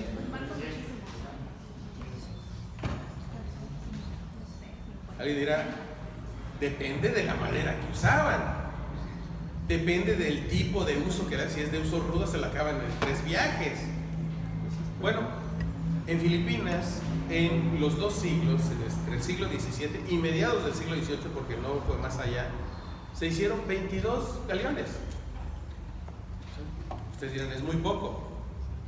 Pero no es poco si nos imaginamos que allá no existía una tradición de hacer barcos. Y sin embargo terminó siendo barcos que recorrieron no solamente el Pacífico, sino que fueron llevados por todas partes del mundo. Porque algo que nosotros no nos imaginamos es, ¿y cuándo se terminó de descubrir el mundo? Porque una ruta comercial es una ruta comercial. ¿Por qué vendía más hablar de China? ¿Por qué en Europa, en el imaginario, dicen, es que llegó de China, de la nao de China? Porque en el imaginario europeo era Marco Polo el que había dominado todos los mitos, no los chismes, como aquí se mencionó, ¿no? Junto a los chismes había también mitos, y era la mítica China. Y todo lo que venía de China, por tanto, tenía ahí su sesgo de misterio, una bruma ahí de, qué bonito ha de ser China. Y por tanto, si alguien decía, no, viene de Filipinas, ¿y eso qué es? Para Europa, el referente era China. Y por eso se quedó lo de China, aunque efectivamente no era de China. Pero bueno, la siguiente. Estas son reproducciones de barcos que se veían muy bonitas cuando las puse, pero por alguna razón no haya suficiente luz para advertir los detalles. La siguiente. Bueno, productos, la siguiente. Las preguntas contestamos todos. La siguiente. Ahí está. Junto al comercio, ¿qué es lo que se requería? Seguridad. Vamos a llamar los puertos principales, como el que mencionó Callao en Perú, Acapulco o Veracruz, lo que requerían era dar seguridad a los comerciantes. Y por tanto, lo que vamos a ver junto al desarrollo del comercio también es el desarrollo de la arquitectura militar. Y estamos en presencia de un cambio de paradigmas también. Alguna vez Ricardo dio una plática sobre la construcción de los fuertes, y miren la especial disposición que tiene el fuerte de San Diego en Acapulco o el de San Juan de Ulúa. La disposición es totalmente distinta porque rompe con el paradigma de castillos que tienen paredes, ¿sí? ¿Cómo lo podríamos llamar? Lineales. Y ahora tienen formas de estrella. ¿Para qué? Para poder resistir o para poder hacer frente a las nuevas armas que hay en el mundo. Y en ese momento son los cañones. Una pared plana pues no puede aguantar tanto, ¿verdad? Como algo que de alguna manera permite que reboten las balas. Entonces cambia eso, cambia la estructura también de los ejércitos, las armas. No se agarraban a balazos a lo mejor, pero podríamos utilizar un término que fuera el de arcabuzazos. Utilizaban todavía los arcabuces, ¿verdad? Que eran primitivos, a lo mejor en el siglo XIV, XV, pero que ya se utilizaban en ese momento y que constituyen, frente a culturas que no han dominado todavía las armas de fuego, pues un gran avance y por tanto una ventaja que les daba superioridad. La siguiente, esta es Veracruz, pero se ve muy mal, es un plano de Veracruz del siglo XVI. La siguiente, ahí está, la anterior. Hay una parte que me interesa destacar mucho. Nosotros nos imaginamos, yo me imagino, que si tuvimos un trasiego cultural y comercial durante 250 años, insisto, quizá el más extenso en la historia de la humanidad, todo eso estaba ya descubierto, que no había nada que descubrir, y sin embargo, nosotros vamos a asistir en el siglo XVIII, a fines del siglo XVIII y principios del siglo XIX, todavía expediciones de carácter científico para ver qué descubrimos. Y hay 2 expediciones en el sur que son muy importantes porque nos permiten por primera vez sistematizar lo que existe en cada una de las regiones del país. La primera es la expedición de Malespina en Acapulco a fines del siglo XVIII, la siguiente, que tiene un recorrido muy interesante. Ven, literalmente todo el mundo, ¿verdad? Pero que hace escala en México y específicamente en Acapulco en 1794. La siguiente. La otra expedición que sirve para lo mismo, es decir, para decirnos qué hay en el mundo en pleno siglo XIX, es la de Humboldt, que va a llegar igual a América, no a la Nueva España y en específico en Acapulco en 1804. Yo les llamo la atención a esto porque, curiosamente, nosotros desconocemos la mayoría, ¿sí?, de elementos culturales, económicos de la historia de México. Y al desconocerlo, no podemos contextualizar algo que para ustedes es muy importante, el derecho. La mayoría de nosotros no sabemos de las necesidades jurídicas que tiene este país, como lo conocían los novohispanos. Los novohispanos de vez en cuando enviaban a América a alguien que se encargaba de estudiar y hacer un informe de qué es lo que se necesitaba cambiar. Y los tribunales estaban para resolver conflictos desde España y darle normativas a estos territorios, como el caso de las leyes de India, que servían para organizarlo y para que funcionara. Si hay algo que aprender de estas rutas comerciales, de cómo se estableció este trasiego comercial y cultural entre Acapulco y Veracruz, que es el que a nosotros nos interesa, es el ver las instituciones que funcionaron, pese a todos los vicios, pese a todos los defectos, que funcionaron durante más de 200 años de manera ininterrumpida y cumpliendo con el propósito. Y el propósito no era solamente traer mercaderías, sino hacer de la corona española la líder en el mundo, la corona que iba a estar por encima de todos, y lo lograron. Durante prácticamente 2 siglos, la corona española fue titular de prácticamente todos los derechos económicos europeos. Después vendría, como bien se menciona, todas las flotas holandesas, y hoy pues, lo sorprendente es que países que no tienen acceso al mar como Suiza tienen poderosísimas flotas comerciales en el mundo. Pero en aquel contexto, donde los que tenían acceso a los mares, los que se consideraron como dueños de los mares y por tanto de las rutas comerciales, fueron los que de alguna manera se desarrollaron y lograron esa hegemonía comercial, cultural en el mundo. La última, ¿ya se acabó? Es que siempre les pongo eje, aquí no termina la cosa. Pero bueno, todo esto es para ver y que empiecen a hacer las preguntas que de alguna manera los oriente a ver estos fenómenos, estos procesos, como procesos, primero, de regulación. De verdad, si nosotros nos ponemos a pensar cuántos problemas jurídicos entrañó la ruta comercial de Filipinas a Cádiz o a Sevilla, no se imaginan la cantidad. Quizá fueron cientos o decenas de miles de asuntos que se llevaron al Consejo de Indias y que eran resueltos 1 año después, 2 años después, pero que al final del día marcaban la pauta para su regulación en la Nueva España. Y por tanto, como les dije que la Nueva España tenía administrativamente el dominio del Caribe, el dominio de todo el mar del Pacífico, bueno, del Océano Pacífico, pues entenderán la trascendencia de ver cómo se construyó y cómo se solucionaron los conflictos en esa época. Pero, como ya se me están acabando los 10 minutos que me tocan, quedaría atento a todas las preguntas que le van a hacer a Ricardo Infante. Así que, preguntas, comentarios, es ahora. El que no pregunta no vino, Sobre el tema de, comentaba,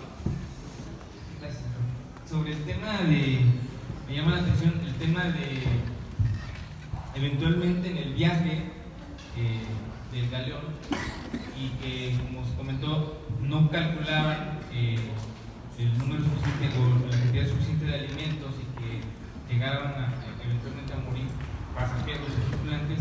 A mí me llama la atención el tema de las indemnizaciones, quién se hace cargo de las indemnizaciones, y eventualmente igual en la ruta Veracruz-Acapulco, en caso de algún robo, cómo se resolvían esos casos judicialmente. Bueno, nosotros sabemos, todos lo sabemos, ¿verdad? Sabemos que los capitanes funcionaban como ¿qué? Como la máxima autoridad, diríamos hoy, en el plano temporal. todos los galeones, los naos, los buques llevaban también un representante de la iglesia. Entonces, dependiendo del tipo de conflicto, lo resolvía uno o lo resolvía otro. En el caso de que se tratara de un delito cuya competencia rebasara al capitán, ¿qué es lo que pasaba? Los detenían, no se podían ir a ningún lado, no iban a saltar a la mitad del Pacífico para huir. Entonces, los detenían y cuando se iban acercando a los puertos, ahora sí, los ponían en guardia y prevención, ahí guardaditos un poco hasta que se entregaban a las autoridades. Los conflictos eran comunes en los buques. ¿Por qué razón? Pues porque imagínense viajar 2 o 3 meses, llega un momento de irritabilidad, de falta de convivencia, de pelearse hasta por un mendrugo de pan que generaba todo tipo de peleas, todo tipo de conflictos. Lo que dice Ricardo, pues, de alguna manera permite entender esto. Los que llegaban de Filipinas, los malayos y demás, ya no se regresaban, ya me eché un viaje, a lo mejor en 3 años regreso. Se quedaban y ese fue parte del intercambio cultural, étnico que se dio. Entonces, era el capitán y era el cura, digamos, de cada uno de los buques los que iban resolviendo los conflictos. Y ojo, alguien podría decir, pero eran conflictos de carácter internacional. No, todo era una jurisdicción de la corona española. Todo pertenecía. Y el capitán, insisto, era la máxima autoridad. Y cada uno de ellos, pues, llevaba o tenía sus límites también. ¿A partir de qué? De las ordenanzas marítimas que tenía la corona española. Había todo un sistema, créanme que a lo mejor estamos pensando en 1565, pero para 1580 ya había una cantidad impresionante de normas para regular todo lo que ocurría durante. ¿Por qué? Porque la experiencia iba generando nueva legislación o nueva normativa. Oye, me pasó esto, hay que preguntarle al Consejo de Indias cómo se va a resolver, y entonces mandaban, en estos casos se resuelve de esta manera. Existe un libro que viene desde la tradición marítima italiana del siglo XIV, más o menos, XIV-XV, que es el Consulado de Mar. El Consulado de Mar era el régimen jurídico que se aplicaba a los buques que andaban en aguas, hoy llamaríamos aguas internacionales. Con posterioridad se cambió. La carrera de Indias, como se le llegó a llamar, generó una serie de ordenamientos muy importantes. ¿Por qué? Porque tenían que hacer frente a todo lo que los ingleses empezaron a construir a partir de las famosas patentes de corso que se otorgaban para la piratería. Entonces, en este caso la corona española, tuvo que responder jurídicamente a lo que ocurrió. Te atacó un pirata, ¿qué es lo que va a pasar? Pues estás obligado a pagar como capitán, decía ayer Ricardo, capitán de empresa, estás obligado a pagar lo que estabas transportando o constituya una eximente de responsabilidad comercial. Dependía en cada caso. Si te habías apartado de la ruta, si habías seguido los procedimientos, que era que te acompañara hasta cierto punto un buque para protegerte, porque ya en alta mar pues ya no te pueden proteger, pero hasta cierta distancia de los puertos donde zarpaban, tenían protección y tenían que seguir ciertas rutas. Por ejemplo, si ustedes podemos regresar para ver la ruta asiática, de las primeras.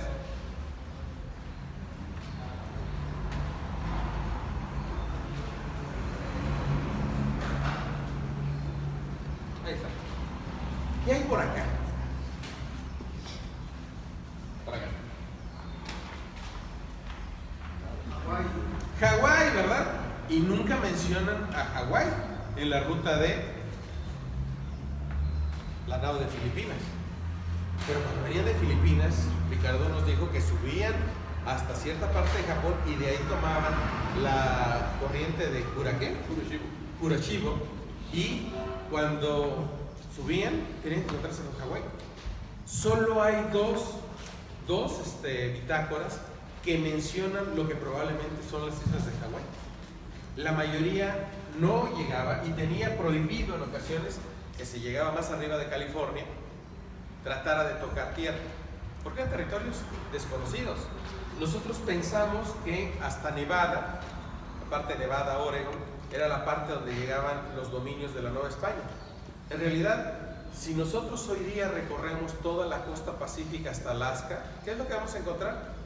todavía establecimientos, localidades fundadas por los españoles en el siglo XVI, cuando estaba la conquista, el periodo de conquista. Recuerden que la conquista se cierra en 1600.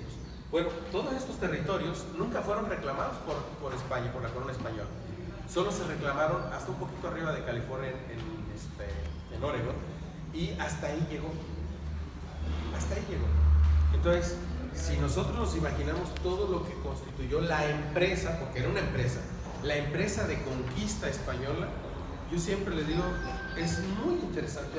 Yo utilizo el término, es maravilloso imaginarse ese momento de la historia del mundo, donde una corona, que solo era esto, consiguió entre 1521 y 1600 conquistar, dominar e imponer instituciones en un territorio que literalmente lo superaba en 20 veces.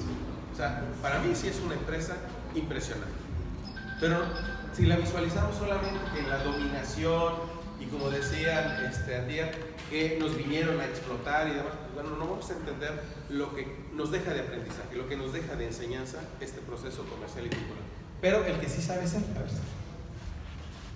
¿Yo qué? No sé. Por si quieren contestar algo de lo que sea. ¿Alguien quiere hacer un comentario? Sí, compañero. Bueno, es más. No, bueno. Es un comentario. Me pareció muy interesante el documental. Felicidades. Viéndolo, me acordé de un libro que hace muchos años me pusieron a leer que se llama El Mediterráneo, de Brodel, en donde el protagonista es el mar Mediterráneo y hace la historia de ese mar durante 10 siglos. Viéndolo así, aquí la protagonista es la nao de Manila, y cuando se ve así en perspectiva, se da uno cuenta de la importancia que tenía el deseo de abrir rutas comerciales en la historia del hombre. Creo que tal vez paradójicamente el dominio de España sobre toda América, la construcción de la Nueva España, se debe a ese deseo de rutas comerciales, pero también la independencia de la Nueva España, de América, también tiene uno de sus factores en justamente este trasiego del que se hablaba, que permite que se entre en contacto con nuevas ideas. Entonces, lo único que quería rescatar también es que, bueno, esto de acercarnos a este fenómeno histórico, alguien podría pensar que tal vez da nada más problemas para los historiadores del derecho, pero creo que no, creo que pensar históricamente también lo podemos utilizar nosotros para nuestros temas de investigación, porque nosotros en el doctorado estamos analizando fenómenos jurídicos, y así como la independencia de México tiene muchas causas o muchos factores, como podrían ser las reformas borbónicas que liberalizaron el comercio, las cuales nada más reflejaban lo que ya estaba pasando, creo que también, si nosotros pensamos históricamente en los fenómenos jurídicos, como son fenómenos sociales, también deberíamos encontrar o tratar de advertir cuáles son los fenómenos sociales que en nuestros foros, en nuestros temas, en nuestros problemas de investigación están influyendo, que tal vez no parecen tan cercanos y necesitamos como abrir un poco más las entendederas para poder advertirlo en gran dimensión. Y muy interesante me parece esto del galeón, porque creo que también el galeón es un adelanto de la tecnología para el siglo XVI o XV, era la tecnología de punta, porque tal vez ahorita, si nosotros decimos tecnología, un barco hecho de madera, nos parece risible, pero para esa época el galeón es lo que permitió que pudiera el mundo avanzar, conectarse. Era un barco ligero que traía muchas mercancías y es lo que permitía. Después me imagino que eso también alentó que se construyeran navíos más fuertes o más veloces de los piratas para poder asaltarlos, ¿no? En fin, me pareció muy interesante. Era nada más felicitar y decir lo que estoy rescatando de todo esto. Perdón, Juan José les mandó un libro que contribuye a mucho de lo que ha dicho el compañero, el de Mar y Tierra de Carl Schmitt. Léanlo, por favor, es rapidísimo, y lo que dice el compañero les va a abrir nuevas vertientes para entender lo que desde el siglo XVI ha estado haciendo Europa en términos comerciales, en términos jurídicos y en términos políticos. Perdón. Sí. A ver, compañero, sí. Sí, yo tengo pues, dos preguntas y un comentario. Primero el comentario es en sí del sábado de la NAO o del Galeón. Yo tuve la oportunidad de ir al Museo de las Carabelas en Huelva, España, y resultó para mi sorpresa que no eran tres carabelas, sino que era una carabela y dos naos. Así y está ahí la reconstrucción y uno puede entrar a la nave y aunque son grandes, ¿no?, ya cargadas de mercancía y todo esto, es una locura de espacio, o sea, no hay espacio. Y de ahí también mucho de los conflictos, ¿no?, que se dan y los conflictos que tuvo el propio Colón, ¿no?, que lo querían matar porque no había comida, la gente tanto tiempo ahí metida en espacios porque son realmente muy pequeños y es una verdadera experiencia, ¿no?, de vida y sobre todo esta ruta tan grande de tantísimos meses. Y la pregunta que le tengo a usted, maestro, es que, bueno, desde la primaria, ¿no?, que se habla de todas estas rutas comerciales, todos sabemos, tenemos nociones a lo largo de nuestros estudios, y siempre se habla de las especies, y siempre se habla de la seda, y siempre se habla de la porcelana, pero poco se habla del alcohol, ¿no? Y hasta donde yo sé, entre los portugueses, por el nacimiento del Oporto, tuvo mucho que ver con estos viajes, ¿no?, entre el brandy y el vino, y la importancia del ron para los piratas, ¿no? En estas rutas, cuando tenían la fortuna de poder asaltar, el ron era como el oro para ellos también, ¿no? Ese es un poquito, si nos pudiera comentar algo respecto de esto. Y la otra pregunta que tengo para el doctor Cienfuegos es sobre el sistema anticorrupción de la Nueva España. Él lo mencionaba hace un momento, el juicio de residencia, ¿no?, poder que nos pudiera platicar un poquito sobre esto y sobre, precisamente podemos encontrar los antecedentes históricos, digamos, en la época colonial de nuestro sistema anticorrupción al respecto de estas leyes de ingreso. Bueno, vamos a empezar con el compañero. A mí el libro de Braudel me encanta, porque es la simiente de todo lo que somos nosotros.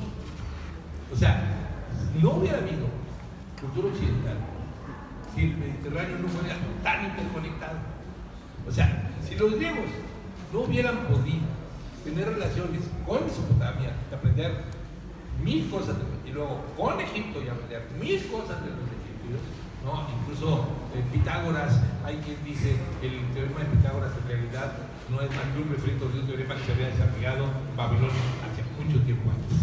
Entonces, y los griegos honestos, ¿no?, como Heródoto, dicen, nosotros todo lo aprendimos de ellos.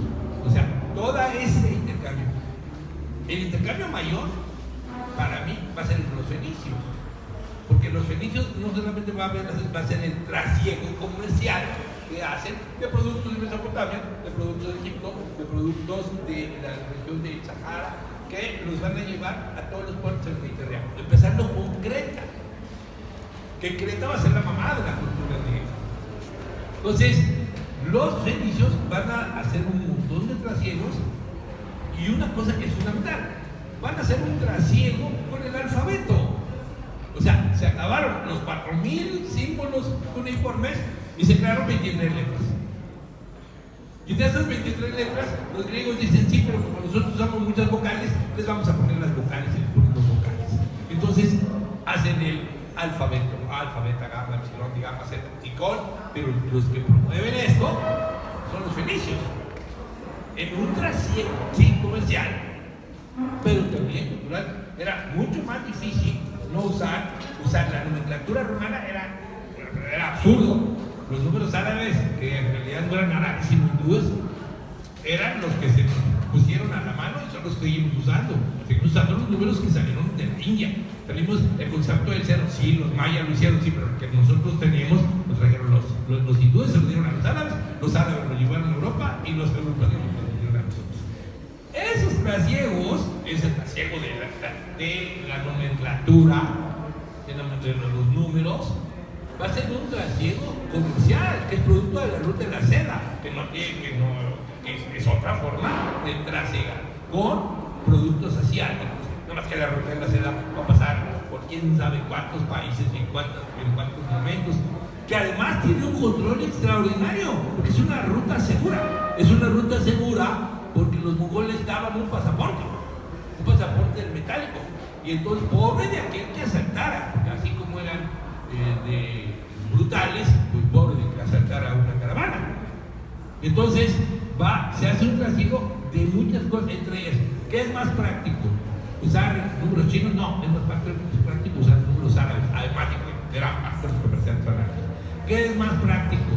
Usar un alfabeto como el alfabeto desarrollado en Mesopotamia o los desarrollados, incluso los 3 desarrollados en Egipto. No, pues son muy complicados. ¿Qué es mejor? Hacer un alfabeto de 23 letras. ¿Y qué hacemos? Fonemas. Ya no hay ideogramas, ya no hay pictogramas, primero, no hay pictogramas, ya no hay ideogramas, hay fonogramas. Y es muy fácil, porque tú, esta suena A, esta suena B, esta suena C. Pero eso lo hacen los fenicios, los comerciantes fenicios. Pero todo eso, Rodero plantea muy bien, ¿no? Todo ese, la importancia del Mediterráneo en el desarrollo de la humanidad. Digo, los asiáticos pueden ser muy importantes, pero nosotros nos damos de kimono, ellos andan de traje. Y su idioma comercial pueden hablar mandarín, o pueden hablar japonés, o pueden hablar malayo, pero ¿saben qué? El idioma que van a usar es un idioma occidental, es una mezcla de francés con alemán, inglés, ¿no? O sea, ellos también tienen que darse cuenta de la practicidad que representa esa afluencia cultural que nos trae el Mediterráneo y que nos trae Europa por consecuencia. Bueno, con respecto a lo que decía el compañero, creo yo que en el caso de Colón no se está. Esto más o menos en el caso de Colón, hasta donde yo entiendo, más bien es una carabela o 2 carabelas y un galeón. El galeón va a ser el equivalente a uno que se va a hacer posteriormente, que se va a llamar carraca, que le caben 300 toneladas de mercancía, ¿no? Pero los galeones eran barcos que se usaban en el Río Tinto, es decir, se usaban en Portugal en una cuestión evidentemente fluvial, entonces no tenían camarotes. O sea, los pobres presos que se van a ir en los barcos van a dormir a la intemperie, haga el clima que haga, pero ahí va, tampoco tienen cocina. Lo que tienen son una especie de anafre en el que se va a cocinar en la cubierta y hay que tener mucho cuidado cómo se va a encender el barco. Y además no hay cabotaje, no se van a poder parar. Entonces va a ser, y lo peor del caso, el que se destruye en la Navidad, en Año Nuevo, por la borrachera de cargado, es la nave capitana, la Santa María, la que se estrella contra los arrecifes y tienen que regresarse en los 2 galeones, pero además ya los pinzones vienen muy graves, ya están infectados. Entonces, y no hay camarotes, o sea, imagínense ese trágico de los enfermos, todos los pinzones que eran mucho más, para los marineros, los pinzones de Juan de la Cosa eran más importantes que Colón. Colón no era más que un comerciante, y un comerciante que no sabía ni qué onda, así literal. Hacía alardes de que conocía la cartografía de muchísimos cartógrafos porque su hijo trabajaba en la casa de cartografía en Portugal y él dice que conoce el mapa de Toscanelli. Toscanelli no tenía ni idea de cómo era el mundo. O sea, en los mapas de Toscanelli servían así como antecedente de lo que algún día podría ser un mapa, pero Toscanelli nunca hizo un mapa, en serio. Y Colón, lo que les he dicho yo, la información que tengo directa de Toscanelli, nunca hubo un mapa hasta que los alemanes hicieron un mapa mundi, tipo que le decían Mercator, se llamaba Mercator, igual que había muchos que usaban su apodo, ¿no? Es el caso de Gutenberg. Gutenberg no se llama Gutenberg quiere decir el que hace las cosas bien. El Gutenberg se apellida Hennefleisch, Johannes Hennefleisch. Bueno, igual, Mercator no, es el primer mapa. Todos los demás es chance y pega. No son cartógrafos, no son nada. Tienen cartografiado el Mediterráneo. Los portugueses tienen cartografiada la costa de África, pero los cuales se van a la aventura en un barco que no tiene camarote, que no tiene protección, es un barco para río, pero era lo que había. O sea, la reina tiene que llegar a un acuerdo con Santa Ángel, que es un judío converso, para que le preste una lana para poder patrocinar a este loco, que ha ido a 5 reinos y en todos lados le han dicho que no. Está loco.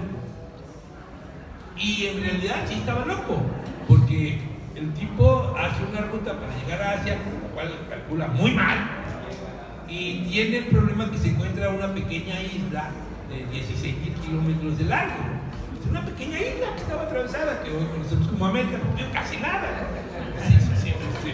Era una pequeña islita que empezaba en el polo norte y terminaba en el polo sur, ¿no? Empezaba Alaska, que por cierto, Alaska, parte de Canadá y toda esa parte de Alaska que después va a ser Estados Unidos, era Rusia. Y todas esas islas eran rusas. Hasta el siglo XIX los norteamericanos la toman. Todavía hay iglesias, espera esta de cebolla en algunas de las islas que están cerca de la costa de Alaska, que fueron pobladas por los rusos. Y el gran conflicto era entre españoles y rusos en los límites de California. Bueno, sí, un momento más. Yo considero que, volviendo un poco a él y después de mí, ustedes, los juristas, piensan que la jurisprudencia es una ciencia aparte, es una ciencia invaluable porque es la normatividad de la sociedad. Lo que no se da cuenta, y nosotros hemos dado cursos sobre eso, me gusta mucho, es cuáles son los orígenes de los sistemas jurídicos. O sea, antes de que hubiera el Código de Hammurabi, ya había sistemas jurídicos. ¿Sí?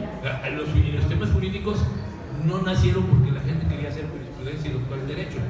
Todavía no había doctor en Derecho, desgraciadamente. ¿Qué era? Lo que usted señaló es un problema sociológico.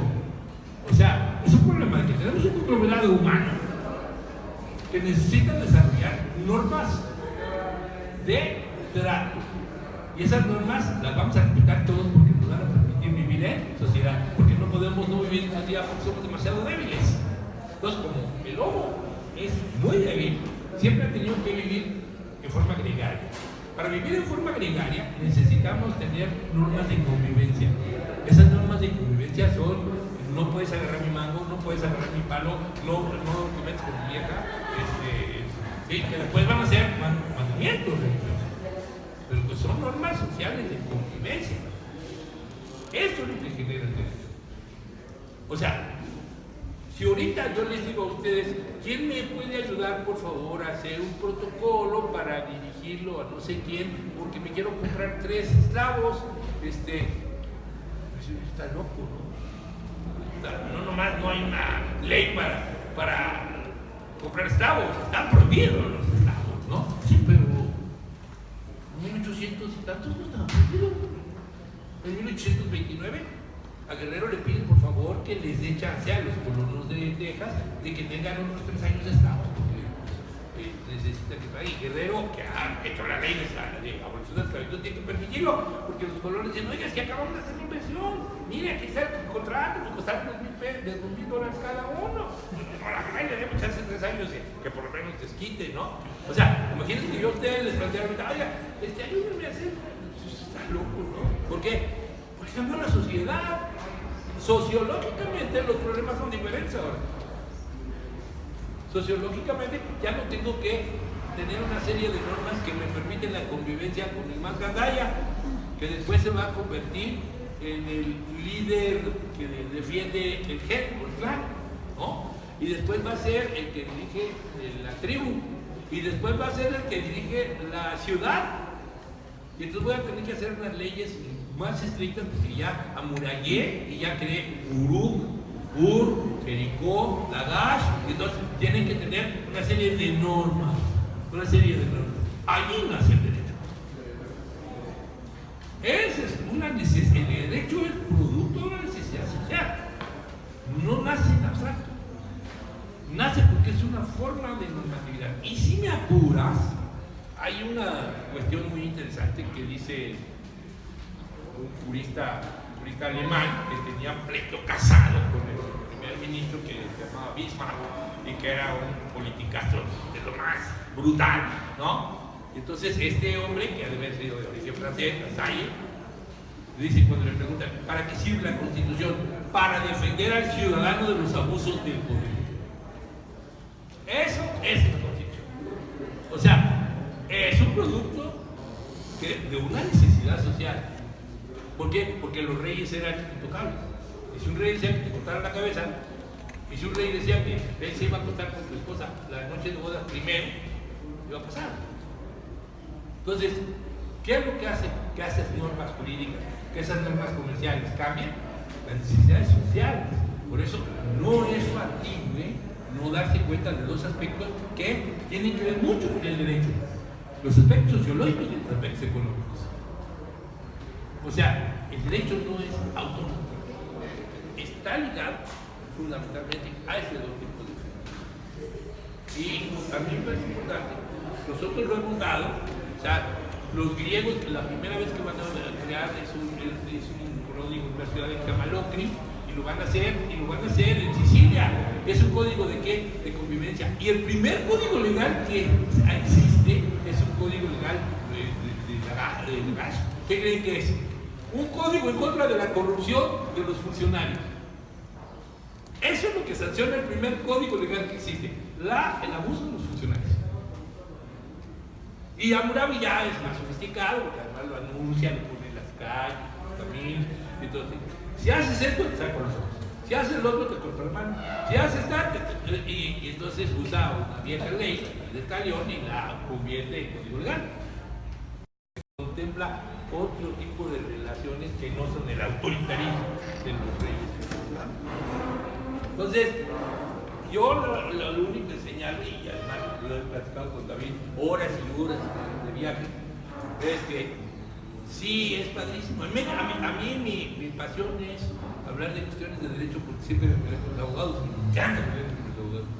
Les digo que son atrabiliarios, que usan lenguajes codificados para que ellos entiendan, ¿no? En la toca 5 a fojas 4 dicen de la voz: no es verdad como lo hijo de tu. ¿Quién le dice toca a un libro? ¿Quién le dice a focas 5? ¿Y quién es el de la voz? Bueno, y no es verdad como lo es. No es esoterismo. Es casi es un lenguaje mágico esotérico, ¿no? Y no lo manejan ustedes. Y entonces, ¿qué pasa? Pues que si tú vas a un laboratorio te dicen, bueno, es que las partículas, generalmente, cuando viajan, tomando sobre todo lo que se ha descubierto en la mecánica cuántica, pueden estar existiendo en dos lugares al mismo tiempo, porque una partícula no tiene... Ya te rompió la cabeza, ¿por qué? Ya te habló de partículas, de neuronas, y yo no tengo la más cabrón de qué es eso. Entonces, cada profesión desarrolla su lenguaje críptico. Y ustedes son especialistas en lenguajes crípticos. Y entonces son difíciles porque de repente son absolutamente necesarios. Porque sin ustedes, ¿qué creen? No funciona la sociedad. Porque son la salvaguarda de que el ser humano siga viviendo en convivencia comercial, como es el caso que hoy ocupa, o social, o penal, o familiar. Pero son ustedes los encargados de que funcione la sociedad, no de ganar un juicio. Ganar un juicio es importante. En México lo puedes ganar por una lana. ¿Sabes a cuántos encuentros dejan diario libres los jueces? Porque los pobres, si detienes al hijo de quién sabe quién, aguas, porque mira que está la foto de tu hijo ese, de la prepa. No hizo nada. Pero lo encontraron porque no hizo nada. ¿Sí? En Colombia tuvieron que ocultar a los jueces, porque nos quedamos asolados. ¿Cómo es posible que un magistrado haya dejado salir a un tipo que hoy lo acusan de incendiario? Pues quién sabe qué amenaza recibió ese magistrado. Ya no es dinero, qué amenaza. Entonces, es complicadísimo. Y ustedes tienen que revestirse de mucho valor. Porque son los que manejan las normas Sí, en este caso, como decía David, que les explicó pormenorizadamente, como debe ser académicamente, les explicó cuáles son las normas. Desde si se rompió la tacita, ¿quién la paga? O hay un seguro, porque hasta que yo sepa, hasta que Lloyds en 1770 se hizo seguros, no había seguros. Hasta que los ingleses no aseguraron la mercancía, ¿por qué nace Lloyds? Porque los ingleses jurídicamente necesitan ¿quién? Salvaguardia de la mercancía. No sé si los españoles también tenían un equivalente. Entonces, a mí me parece que es muy importante que se den cuenta de que ustedes son más importantes que gentes que ganan un juicio. Son más importantes que gentes que saben hacer una demanda. Son los modulores de que haya una convivencia social que permanezca. Hay una película, yo se la recomiendo, por favor, búsquenla, se llama, y también es el libro, busquen El Señor de las Moscas. El Señor de las Moscas es unos niños que van en un avión, se cae el avión, quedan en una isla, y entonces se genera el entorno social natural de los gandayas contra los demás, que llegan a barbaridades. Hasta que, ¿qué pasa? Hasta que llega la autoridad. ¿Quién es la autoridad? Es el capitán de un barco que le dice, oye, ¿qué vas a hacer tú? Déjalo. Ya llegó uno más poderoso que yo. Ya llegó uno que tiene poder. Es una forma novelada de explicarnos cómo puede ser una sociedad sin los controles que genera el poder. Por eso es tan importante. Por eso tolero los viajes y los temas. Ya, pocas giras. ¿Tú ibas a decir algo? Sí, ahorita que estaban hablando del tamaño de las embarcaciones, de la cantidad de mercancías que transportaban y sobre todo de los espacios, de cómo eran acomodados, si hablamos de la alimentación, de la cantidad de comida, a mí me genera interés el tema del agua. El agua y también el tema de las enfermedades, el trasiego de enfermedades.